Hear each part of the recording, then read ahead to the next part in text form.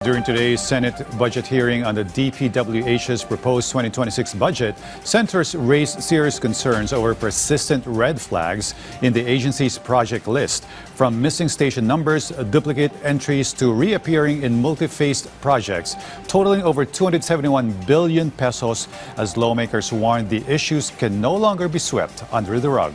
Daniel Manalastas reports.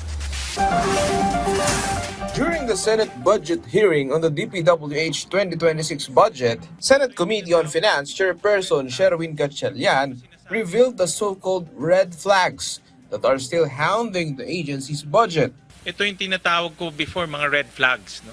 Hindi ko sinasabi na ito ay mayroong katiwalian. Like the projects with no station number, duplicates, multiple phases, and reappearing projects. Even Secretary Vince Dizon wants a solution to this problem. Kung susuma ho natin lahat itong red flag 1 to 4, aabot ho yan ng 271 billion pesos.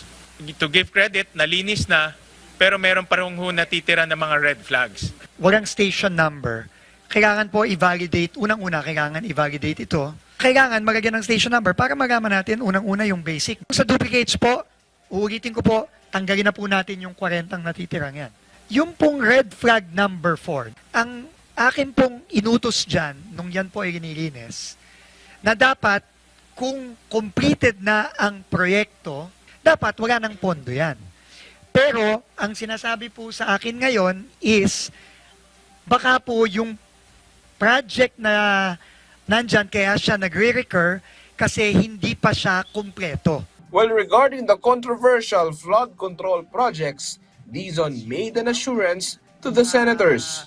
Nag-utos po ang ating mahal na Pangulo na tanggalin lahat ng locally funded flood control for 2026.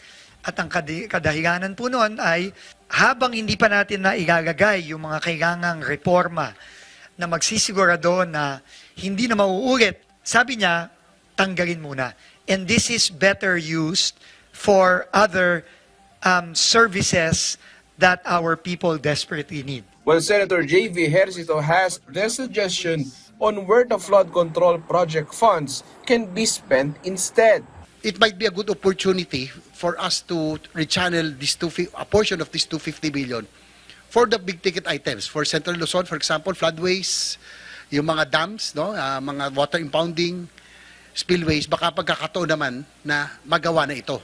Senator Loren Ligarda, meanwhile, dived into the formula which the DPWH is using in crafting the budget, as she noticed something. Kasi may isang probinsya, ayoko naman banggitin, no? Kilala ko rin yung Kong. Ang liit-liit ng probinsya, ang liit-liit po. Ang laki ng budget. Sa NEP, ano po ang inyong pag-compute po ng NEP ng 2026?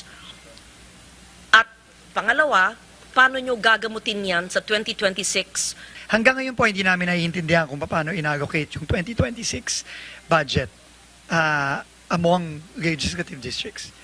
There is this formula supposedly, which parametric formula, but moving forward for 2027, we are going to completely scrap that formula of the former DPWH officials. Dapat baguhin po natin yung sistema na kung sino ang malapit sa kusina, siya po ang malaki.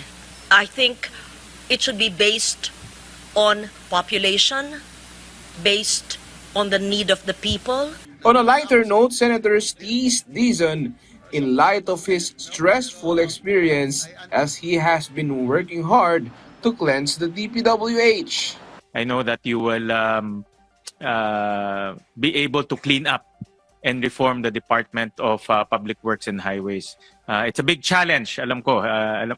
Nakita ko parang dati payat ka na, lalo ka pang pumayat eh. Very aggressive, very defendable. Ngayon mukha nang nag-age na kayo ng ilang buwan pa lang. Sabog-sabog na, no? Pero I understand the challenges that you are facing right now. Daniel Manalastas from the National TV Network for a new and better Philippines.